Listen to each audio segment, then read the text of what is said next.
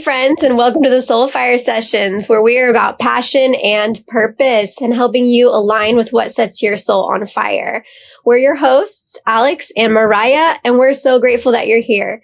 We are helping you reclaim your clarity, rebuild confidence, and designing a future that actually fits you. So take a breath, feel the spark, and let's step into the fire. Hey, Mariah. Hey. How are you?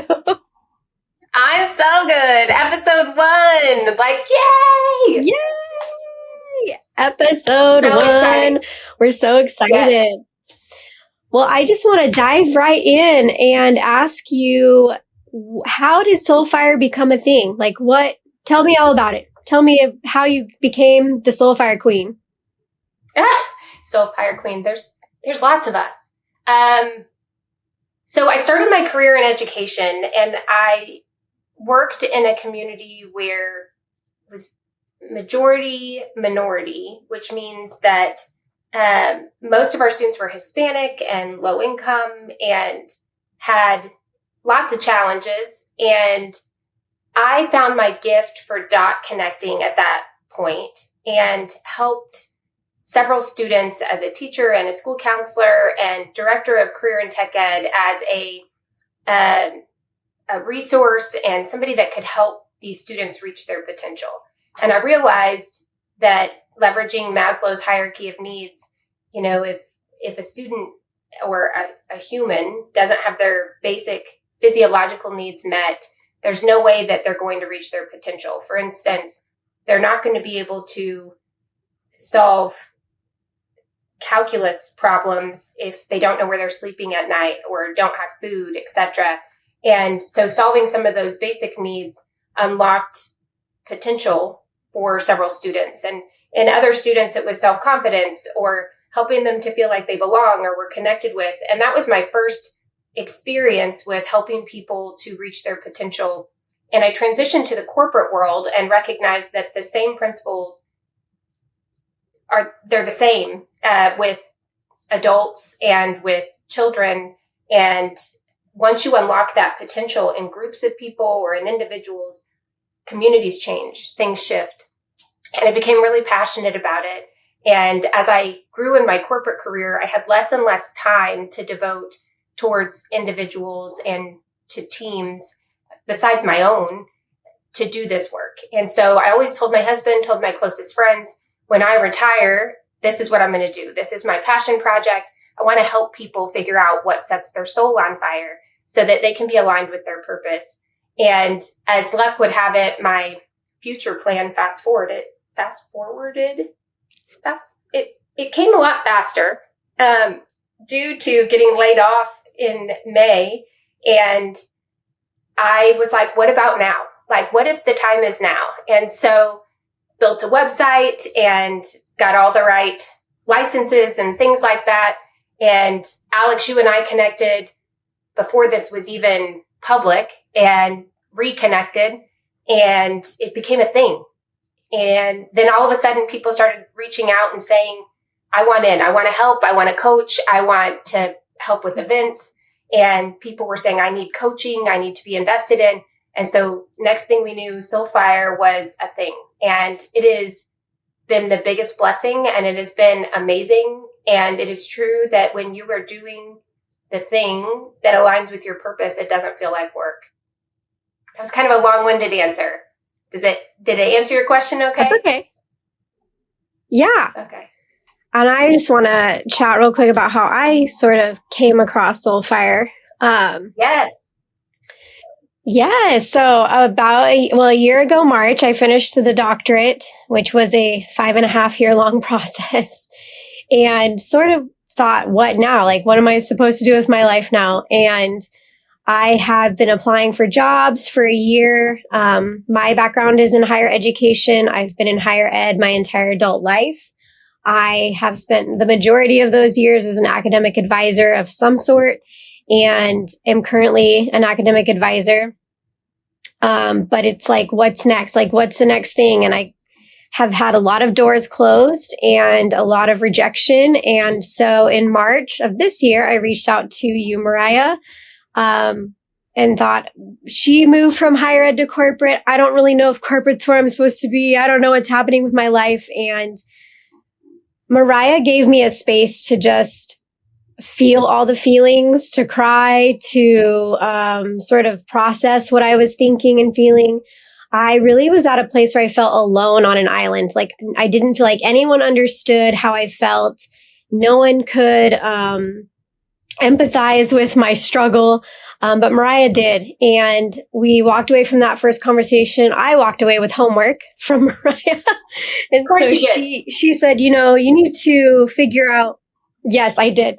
She said, you need to figure out what sets your soul on fire. And so I did a little workshop with ChatGPT, which we lovingly call Carl.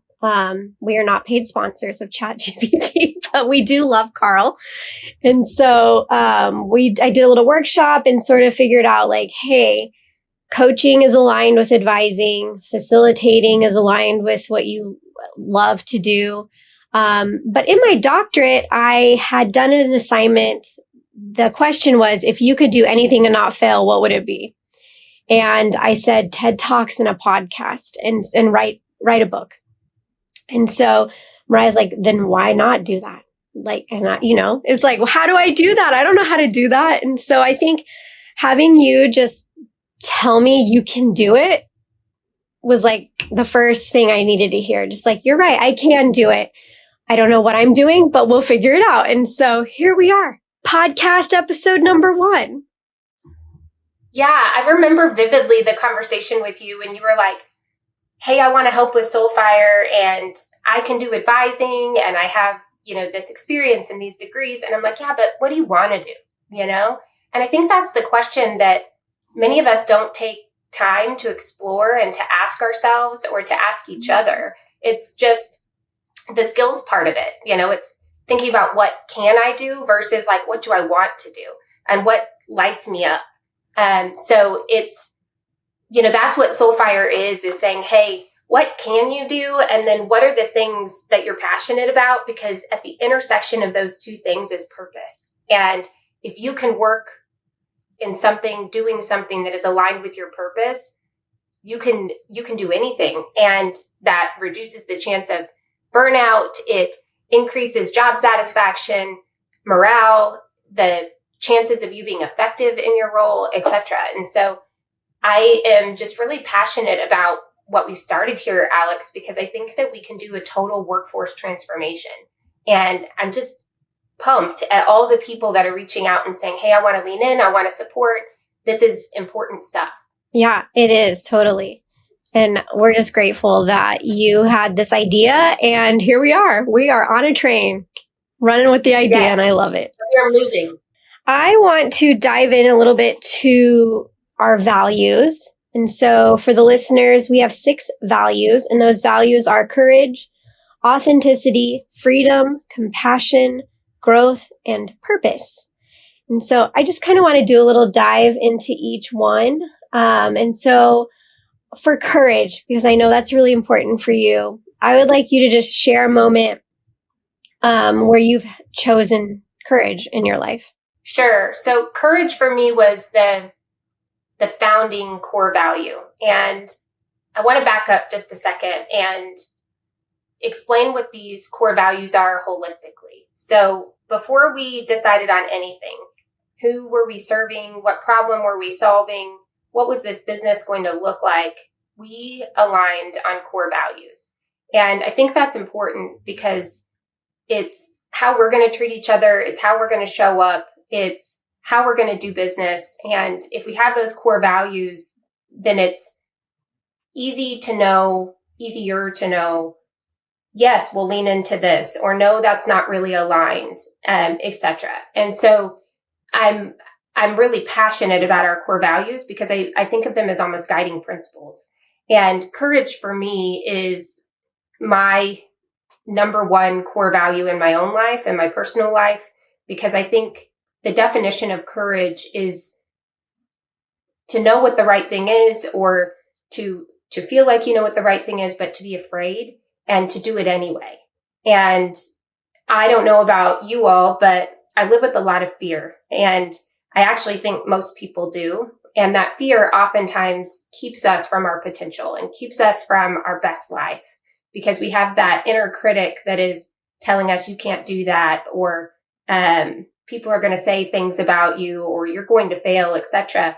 And courage is dimming that inner critic and letting your confidence be louder and leaning in and doing it anyway. And for me, courage is important because one of my first mentors in my career early, when I was an educator, I was a dean of students at a college. I had a mentor. His name was Todd. And I was very open with him about personal things that were going on in my life and some of the hardships I was facing, and talking to him about a career transition potentially to corporate, because I had been recruited to come work for a company in a different town, different state. And he was the biggest inspiration and reminded me how courageous I am and can be, and continued to encourage me to be courageous in the next chapter of my life. I think he saw writing on the wall before I even had come to terms with it, but I ended up getting divorced in a couple years after that. And he continued to call me and send texts and remind me that I was courageous. And I actually got his handwriting written on in a tattoo on my wrist that says courage, as a reminder, because our best lives are living on the other side of fear. So we can overcome that fear to do the things that we know we're supposed to do. There's freedom there, there's potential there, and there's such satisfaction and happiness and joy if we just do the thing. Do the thing that may be scary, may be hard, but we know is the right thing. So that one is my favorite. Which one's yours? I mean, I love all of them, but I really think authenticity is my favorite. My number one character strength is honesty, and I think that aligns with authenticity so well. And I think for me, in the last 3 months with SoulFire Journey, I've really had to come back to that one a lot. I think that this happens a lot in life. We kind of lose our identity in being a wife or a mother or a parent or spouse, or in our job or whatever it is. We sort of, that becomes our identity. I'm Alex, I'm a mom, I'm a wife, and I'm an advisor. Like, that's how I identify with who I am.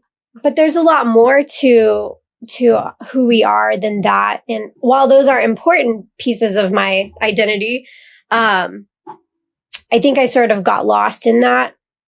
Like, I was a student for the majority of my adult life as well. And so when that was done, it's like, now what am I supposed to do? And I think leaning into the really hard question, what sets your soul on fire? And if you could do anything and not fail, what would it be? I had to sort of come back to who I am authentically and not be apologetic about it. Like, this is who I am, and you love it or you don't. And this is the journey I'm going to take, and you're with me or you're not. And so I think authenticity is really important. I think you can't figure out what sets your soul on fire until you are really back in that authentic place with yourself. Yeah, I think that's absolutely true. And as you were talking, I was thinking about how authenticity and purpose go hand in hand. And you almost have to figure out, to your earlier point, what your purpose is, where your skills and your passion align to get to your purpose, which is one of our core values. And then once you figure out what your purpose is, then you can live like authentically, because you're almost out of balance if you're not aligned with your purpose. And you can still be authentically messy, or authentically misaligned, I guess. I often refer to myself as a hot mess. And I think that's because I spent most of my life misaligned with my purpose and misaligned with where I was supposed to be. And to your earlier point, got my identity wrapped up in the wrong things and got on this freight train that was moving really fast. And it wasn't until I stepped off of the freight train and said, okay, what do I want, that I was able to really align with my purpose. So I think those two go hand in hand. It's a chicken or the egg type thing. to your point, Yeah. living authentically will lead you to your purpose. If you're getting real with yourself and being true with yourself, honest with yourself, but also if you find your purpose and then live authentically aligned with that, it leads you to a more fulfilling place and more fulfilling life. It's just all around more holistic and well-rounded and good. And, not to jumble these all together, but I think they're all aligned with one another. And that period of finding your purpose and kind of moving out of this inauthentic place to authenticity and the challenges we go through in life, just one thing or another that cause those ups and downs, that growth piece is it's just part of the tapestry. It's part of, the courage to do the hard thing. And then on the other side of the hard thing, you can look back and be like, wow, look at how much I grew from leaning into this. And even the reflection of, am I living authentically? Is this my purpose? What is my purpose? And building those muscles and leveraging those tools and those resources is growth. And it's funny because I talk to my kids often about making mistakes. I was raised in a family that really celebrated making mistakes. And I think that mistakes are only a mistake if we don't learn from them. And learning is growth. And so it just all kind of goes together. Like the growth, the purpose, the authenticity, the courage, they're just woven in, right? And so they're separate and they're all key pieces and milestones, but the interconnection of all of them is just magic.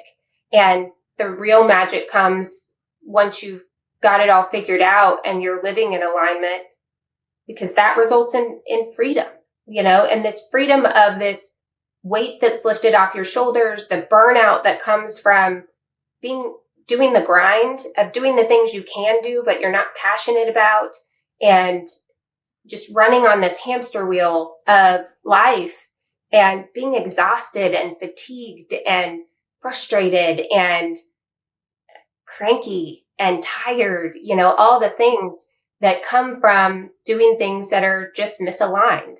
And so I didn't mean to go into all of them all at once, but just you open the door, Alex, in such a beautiful way with authenticity that you could just feel the interconnectedness, of each of these values, and they can't exist in a silo. I mean, I guess they could, right? But it's just, it just is so purposeful and beautiful how each of these things and each of these core values and these values connect with one another to lead to this freedom.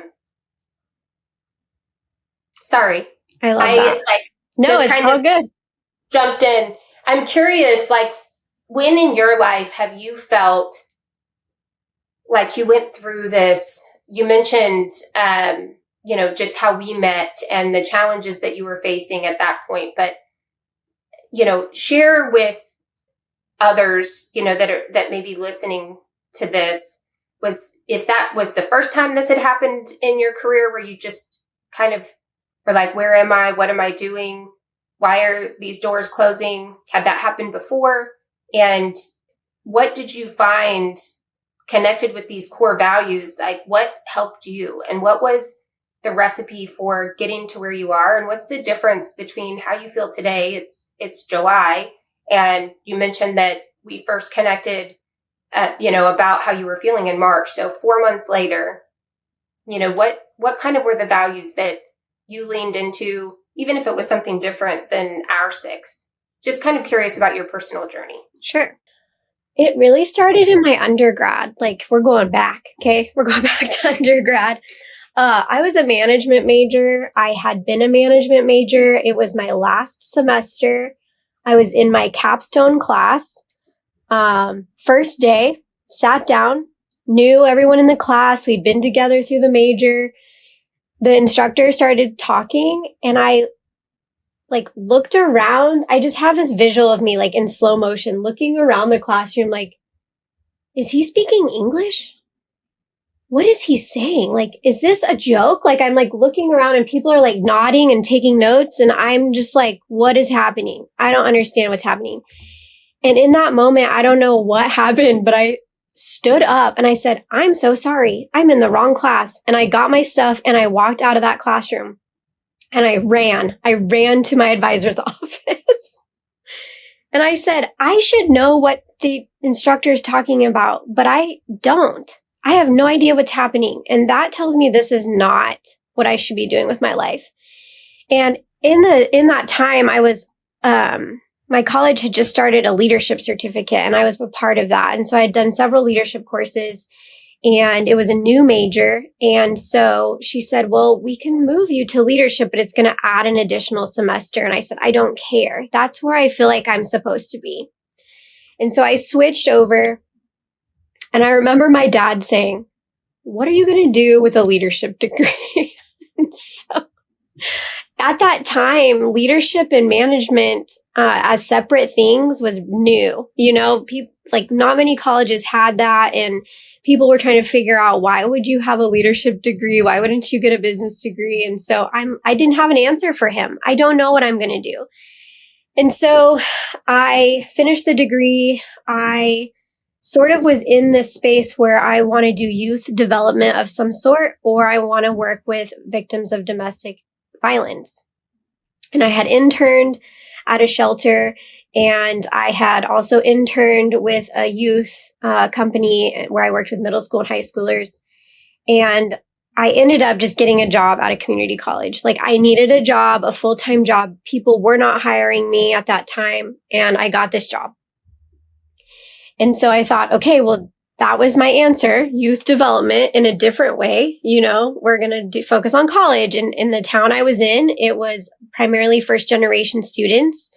And so I got really excited about that. And that's where I spent the first 7 years of my career. And I loved it. I felt like I was making a difference in students' lives. They were so appreciative. They were so excited. I got to see them move on and go to 4-year colleges and do these amazing things. And then in 2019, we moved to Kansas City, and it was like a hard stop.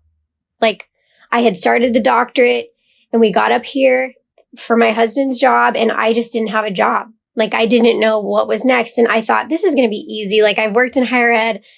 No, it took 6 months to get a job. And I took a position at another university up here, and I've been at 2 different universities now since we've been up here, both as an academic advisor.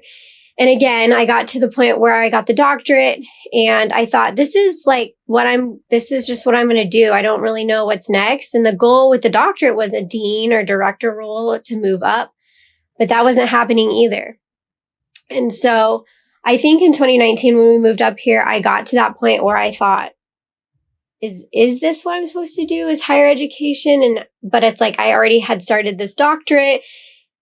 Who's going to hire me with a doctor of education outside of education? And sort of a lot of this self-doubt. And then God provided a way for me. And so here we are. But I will tell you,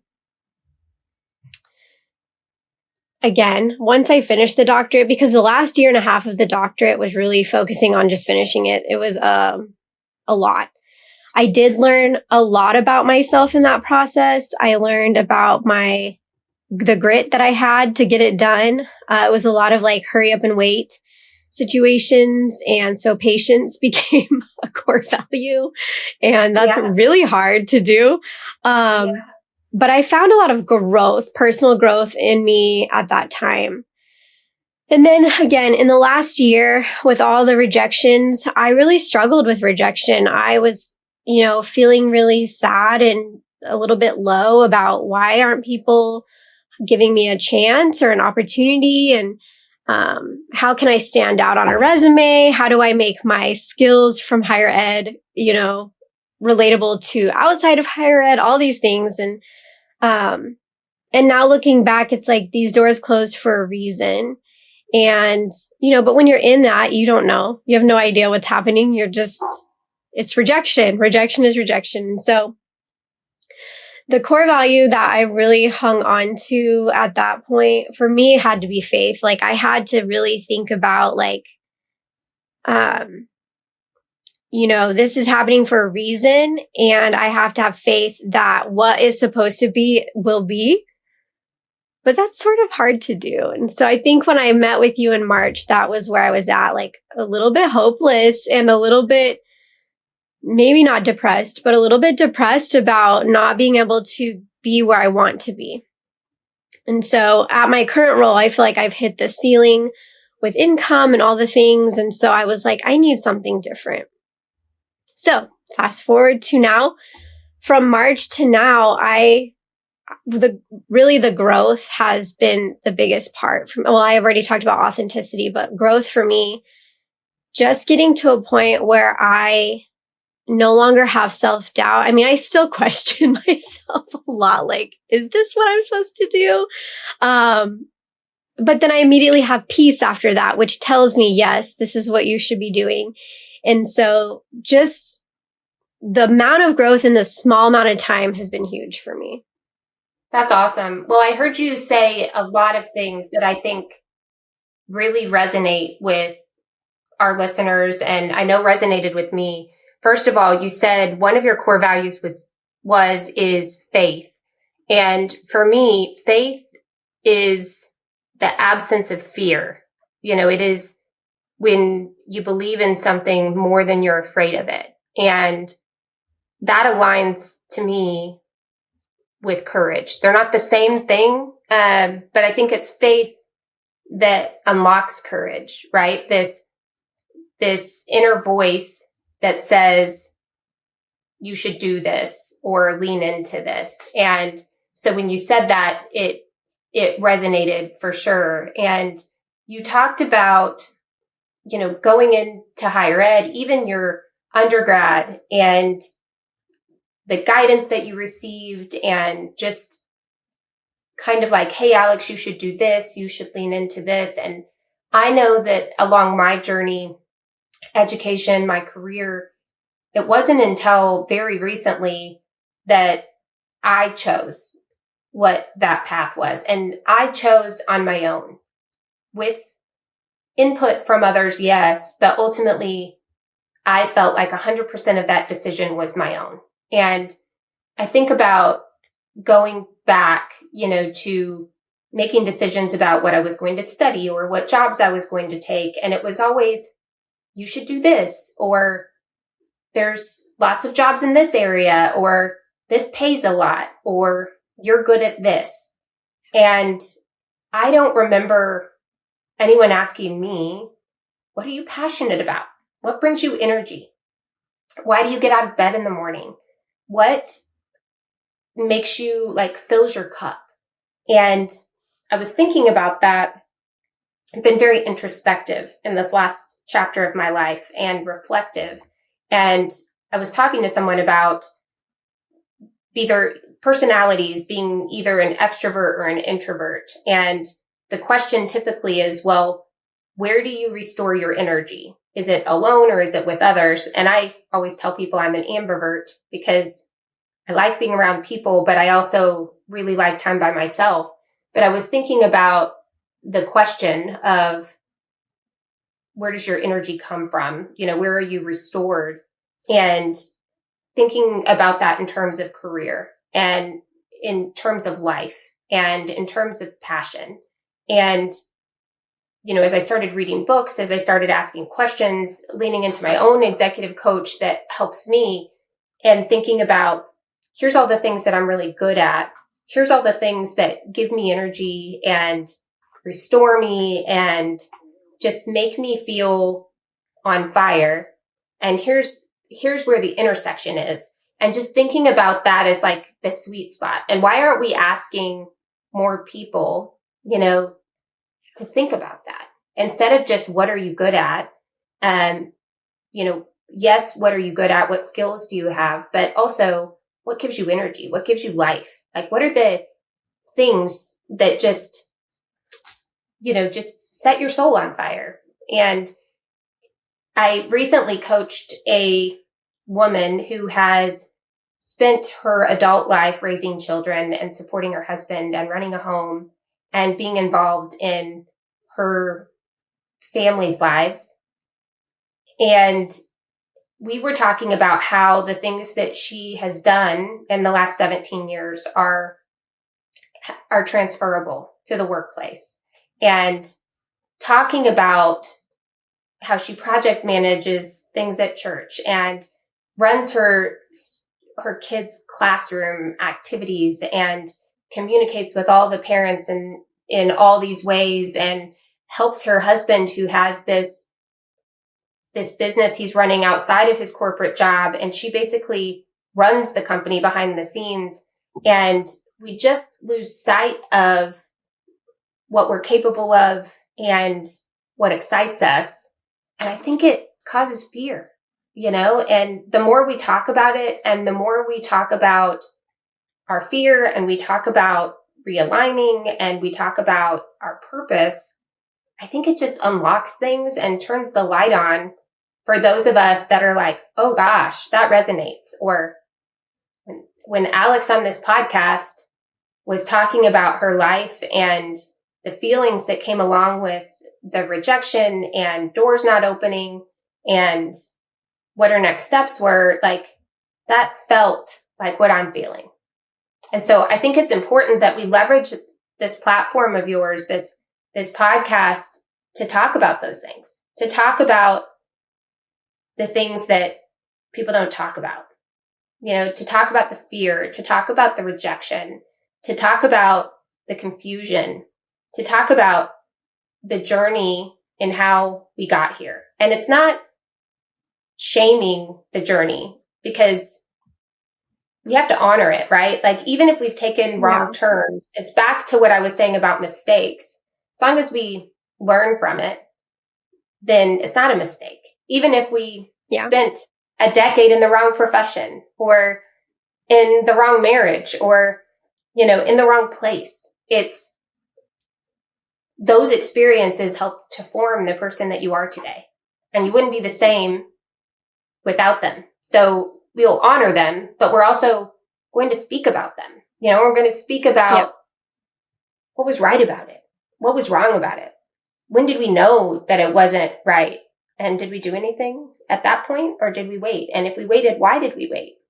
And asking the hard questions. And I think that's why you're passionate about this. And I think that's why you're leaning into this, is because it takes courage, but leaning into it is, like I said before, turning the light on for others and making it okay to talk about how they're feeling and their journey and what they want and what they need. Absolutely. Yeah. So, yeah, I love think it's important. I think it's important to acknowledge too, like, when I started in higher ed, that is what set my soul on fire. Like, I absolutely loved the community college space. And I think it's okay to say, like, something that set my soul on fire 15 years ago just doesn't set it on fire anymore. And it's okay to figure out, we change, right? We grow, we change, we become different people, we have different interests, our purpose sort of changes. Well, I feel like my purpose is still the same. Like, my purpose has always been to help other people, but the way I do that has changed, or want to do that has changed. And so I think it's okay to acknowledge, like, something that set my soul on fire before doesn't anymore. And I just now need to figure out what sets my soul on fire now. Yeah.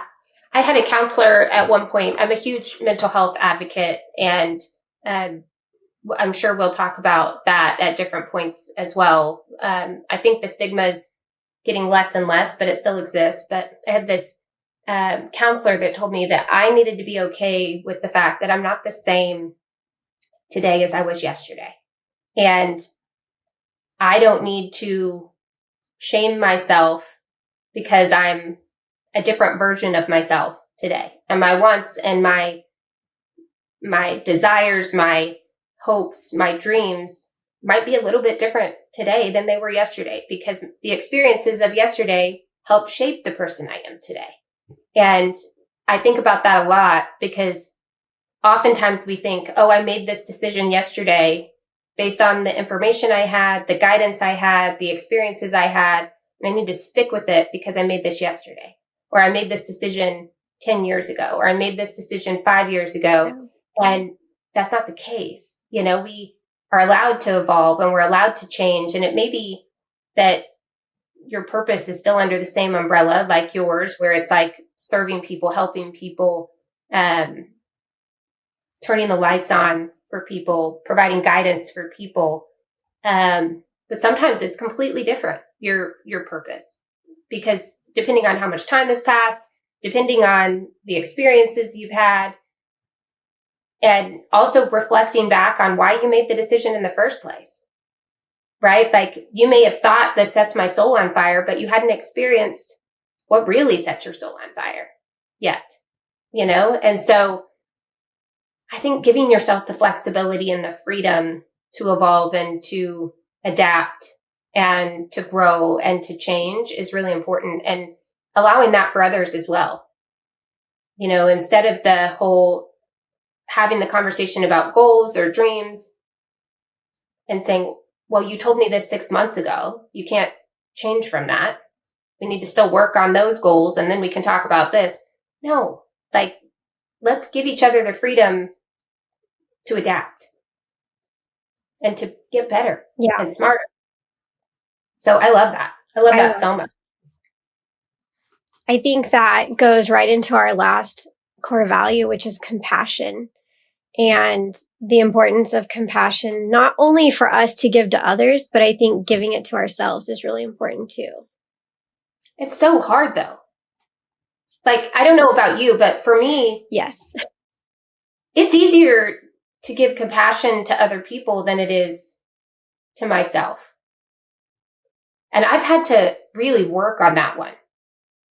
So I know people struggle with different parts of the core values. Like somebody may struggle with courage, somebody maybe, and it changes and ebbs and flows throughout our lives and what's going on with our life, et cetera, the season we're in. But for me, compassion for myself is, I think it's a reoccurring theme. And if I would have been more compassionate with myself, even in young adulthood and going through challenges, my journey might look different today. I might have struggled less. If I would have been more compassionate, if I would have allowed myself time to grieve or time to feel the things, if I would have been patient with myself, I think it would have impacted my choices and my behaviors and how I showed up differently. And I didn't do that enough. And so that's the one that if you ask, what's the one you struggle with the most? It's not being compassionate for others, because that's something that for me is innate. It's something that I am an empath. I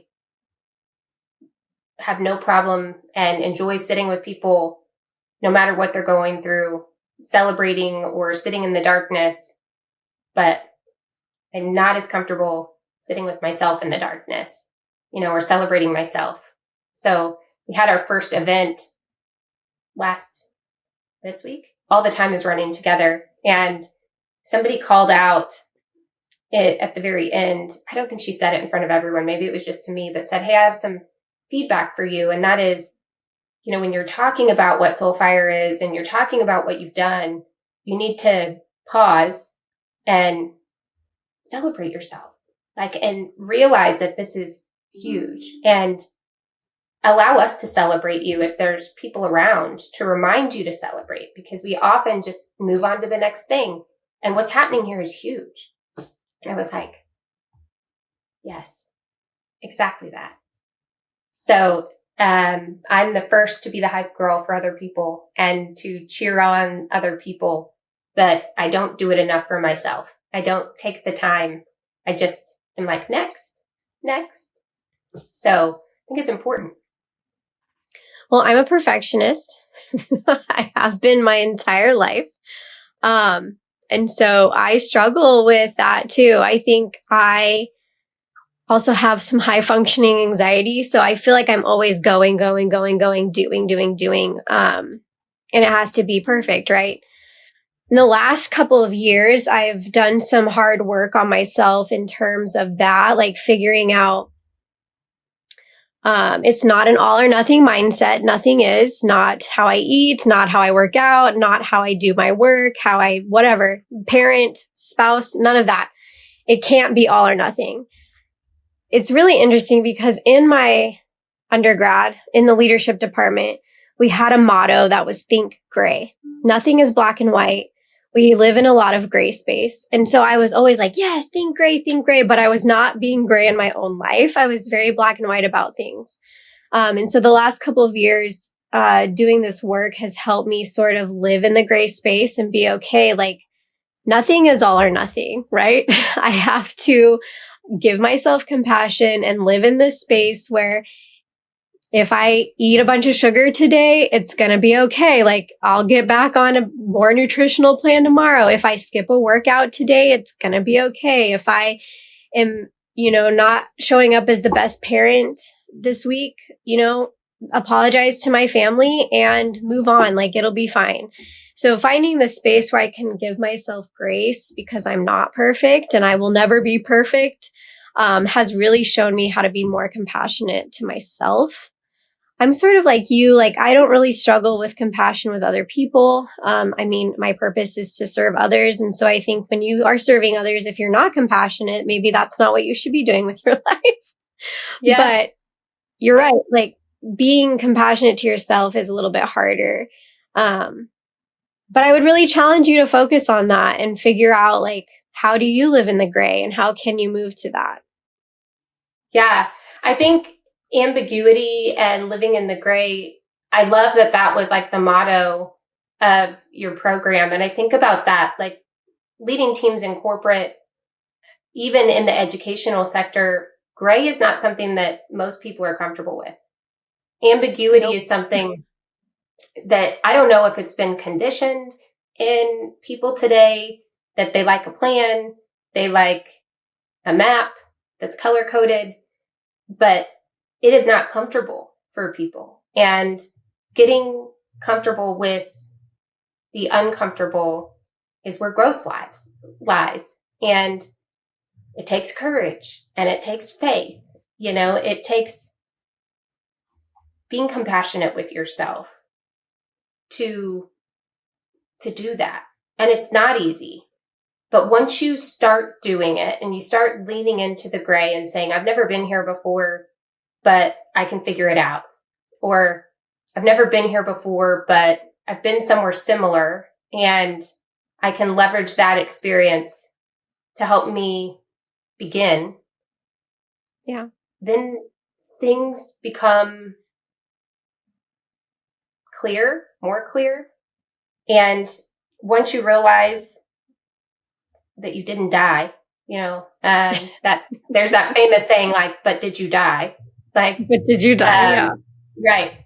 And once you've done it once, then it gets easier, right? Like, even if it's a completely different situation, because you're leveraging some of the same skill sets, some of the same muscles, some of the same experiences, and leaning into those in a way that builds muscle memory and makes the fear or the voice, that inner critic that's reminding you of the fear, quieter, and yeah, that's where success lives. So I love that you mentioned that. And I love that you mentioned how hard it is, because I never want to make it seem easy to live in the gray. I feel like it's easier for me than it is for most, because I spent most of my life there without a guide, without a map. Just like I would tell people that oftentimes my life felt like I was blindfolded and spun around in circles a bunch of times and then told to hit a target. And when you've been doing that your whole life, you get keen on picking up on your instincts and listening to your body and paying attention to your surroundings and the people that are around you. And it teaches you things in navigating those spaces that help you become more adept. But it's still hard. It's not easy. And helping other people to be able to navigate those spaces without having to be blindfolded and spun around in circles is the goal, right? Because the future is gray. Yes. Today is gray. Too, today is gray. Everything is gray. Yeah. I think that it's okay to have a plan. I think it's important to have goals in that, but knowing that something will probably not go the way you plan and things will have to be changed, or we have to pivot, and being flexible, or at least being a little bit less rigid for me is sort of how I stepped into the gray. Like, okay, this time I'm going to try this. And it's like one toe in the water while I wait, So, some people might have to dive right in, and some people might have to just put their little toe in the gray until they get a little more comfortable to take a step, so. I think that's important in making sure that you don't try and fit yourself in somebody else's mold. Like, you have to know yourself authentically and be able to say, like, that person was able to jump right in, but that's not who I am. I need to start with one toe, and then one foot, and being okay with that. Back to the compassion piece and recognizing that this is your journey and this is your life, and nobody's been there with you every step of the way except yourself, and so nobody knows what you're experiencing or what your needs are quite like yourself. And so you have to be honest with yourself about what your needs are so that you can move forward. And I think oftentimes we look to the person to our left, we look to the person to our right, or even the person that's up ahead of us and say, I need to do it like that. And then we become critical of ourselves because we can't do it just like them, or it didn't work out just like it did for them, but it wasn't meant to, right? Like, we're supposed to chart our own course and figure out what works for us and modify. And absolutely. Yeah. And it may mean that we end up at the same destination, or maybe similar destinations, but that's okay. Like, we're not meant to live life just like anyone else, like 100% in line with someone else's journey. So I love that you said that. That's awesome. This might be a new segment we do every time. And it just came into my brain because you were talking about sort of having this building this toolbox of like resources to make yourself comfortable with living in the gray. So we are going to call it the nerdy nugget of knowledge. And I'm about to give you some nerdy knowledge. Yes. Because it made me think about my dissertation.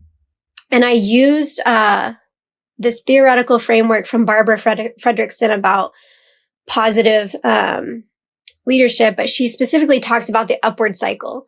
And so, in the most plain way I can say it, the upward cycle is when you experience a positive emotion. So we're going to use an example of like joy. And you start experiencing that feeling. And then that leads to other positive emotions like gratitude and contentedness and happiness. And you start doing this cycle upwards, right? We all know what the downward cycle is, but we're going to do an upward spiral. And when you start doing that, you start building these psychological resources that you can have in moments of hardship. And I think that living in the gray sort of does that, right? Like, even if you just have your toe in right now, then you can sort of build these like muscle memory, or this toolbox you can reach into grab later when you're struggling and you're in that black and white space, or what you perceive as a black and white space. And so then you're like, no, I need to go back to the gray. And so you go back to the gray, and then the more you do it, the easier it becomes. So that's my nerdy nugget of knowledge for the day. And just leaning into the things that worked before, right? Like, so you're saying, leaning into the experience where it was successful, or, like if it's putting your toe in, etc., and remembering that so that then you can move forward. Is that kind of the concept? Yes. Yeah. I love it. I love that. I'd never heard of the positive cycle, like upward cycle, spiral. But it makes a lot of sense. Right. Yeah. So thank you. I think that's awesome. And I love the nerdy nugget of knowledge. I'm always like, talk nerdy to me. Like nerdy meaning tell me the smart things. Tell me, tell me the things that will make me better. So knowledge is always good. Yes. Knowledge is power. Okay, well, we are going to pivot and we are going to answer a couple of questions that we will be talking about in every episode. I think we've really focused on what sets our souls on fire. So that's one of our questions. So if you could just give me like the quick and dirty version of what sets your soul on fire, what would that be? For me, it's helping people recognize and live in their potential. Like that is what sets my soul on fire. I love seeing the person or the team that people didn't expect to finish first or find the solution, and helping them to recognize either by creating the right environment or making the right connections or solving a problem for them or blocking and tackling for them, and then just getting out of their way. Like that to me is just magic. And it makes me so happy and so fulfilled, and I love it. So what about you? I still feel like I'm figuring that out, but at this point, I think that it is still serving others and helping others. But I also agree, like when and I do this in education too, but when you see that somebody has found their potential, have found their purpose, and they're thriving in that, it gives me so much energy and it makes me so happy. But I think also using the educational piece and my love for education to teach others how to do that is also really exciting. That's awesome. And hence the nerdy nugget of knowledge was born. And because it aligns with your purpose. So love that. Yes. Love it. Okay. The second one is if you could give advice to someone trying to figure out so they can figure out how to set their soul on fire, what would it be? It would be just think about the core values that we talked about today: courage, purpose, authenticity, freedom, compassion, growth, and figure out which of those you're struggling with and figure out which of those is blocking you. And in order to do that, I think maybe the best way is to allow yourself to dream a little and think about where you see yourself in the future. And it can be in a month. It could be in 6 months. It could be in a year, 5 years, and allow yourself to dream and say, this is where I want to be in this time period. And once you allow yourself to do that, oftentimes we restrict our dreams by saying, but this, or I can't because X. And stop those limiting beliefs for just a second, long enough to capture the dream. And then think about what do I have in me that I can use as a resource that I can use to help me get there? Is it courage? Is it that I know my purpose? Is it that I live authentically? Is it that I give myself compassion and people compassion around me? Is it that I lean into growth? I'm not afraid of being wrong. I'm okay with making mistakes and learning from them. Is it, that I give other people freedom and give myself freedom in all the ways, or that drives me? Like, is it those things, or is it something completely different? And also identify what your blocker is. Like, what is it that's keeping me from that? Is it self-doubt? Is it insecurity? Is it fear? Is it bad choices? Is it the people that are around you, etc.? And then commit to letting go of the blocker. And you can do that in a physical way by writing down what that blocker is and tearing it up, burning it. It can be separating yourself from whatever that blocker is. It can be saying it out loud to others so that they recognize like this is a challenge so they can help hold you accountable. So I think the first step is allow yourself to dream without the restricting statements that we often put on ourselves and on our dreams. Identify what the blockers are. Identify what you already have that positions you to move towards that dream. And say it out loud, share it with someone, because life, dreams become far less scary when we're with someone else. And there's psychology behind that. There's safety in numbers. And so lean into it and be honest with yourself. What about you? What advice would you give? Yeah, that was amazing advice. Thank you. For me, I think it started with, if you could do anything and not fail, what would it be? Because that gave me a space to think, to not restrict it, right? It gave me a space to say, if I could literally do anything in the world and be successful at it, what would it be? And I think starting there was good for me. And that sort of helped me figure out like, what is the end goal? But then for me, like not just shutting it down immediately, like, oh, well, that I can only do that if I wouldn't fail. Like living in that gray space, knowing that failure is okay. Failure gives me lessons. It gives me growth. It helps me pivot and be flexible. And so that is what I would say. Start with that question and then don't allow yourself to just shut it down immediately. Find a safe space, a person, a community of people who provide psychological safety for you and allow you a place to grow and become that person. And if you don't have those people right now, leverage a journal. Carl will help you too. Yeah. Or Carl, ChatGPT. Yes, he'll be your friend. He's amazing. Yes. So you can rename him whatever you want. Yes, I think that's great. And he's been a great resource for us. So that's awesome. Yes. That's great.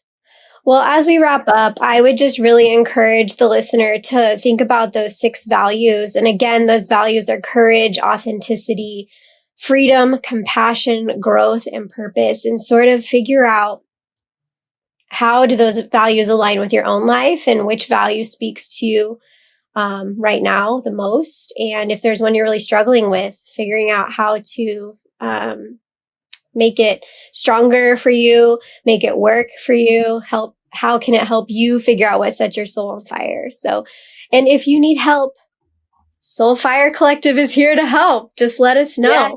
You can find us on Instagram, Facebook, we're on LinkedIn. We also have a website, Mariah. What's that website? It's thesoulfire.com. So they can just go to that website. There's ways to contact us on there. We would love to get in touch with you and to hear from you. So excited about the future and excited about where this is headed and excited about being a resource for other people that are ready to rise from the confusion, the fear, the burnout, the transition, whatever it is, whatever phase of life, and excited to partner with them and with the listener and all those out there that are just looking for a change and looking for their purpose and looking for freedom from all of those negative feelings that rise up when we're not in alignment with our purpose. Absolutely. Well, we just want to say thank you so much for joining Mariah and I today as we talk about how we got started, how we're still going in the beginning of our journey. And you can subscribe to our podcast on all the podcast platforms. And we look forward to episode 2 in a few weeks. And we just want to say thank you. We will be here helping you chase what sets your soul on fire.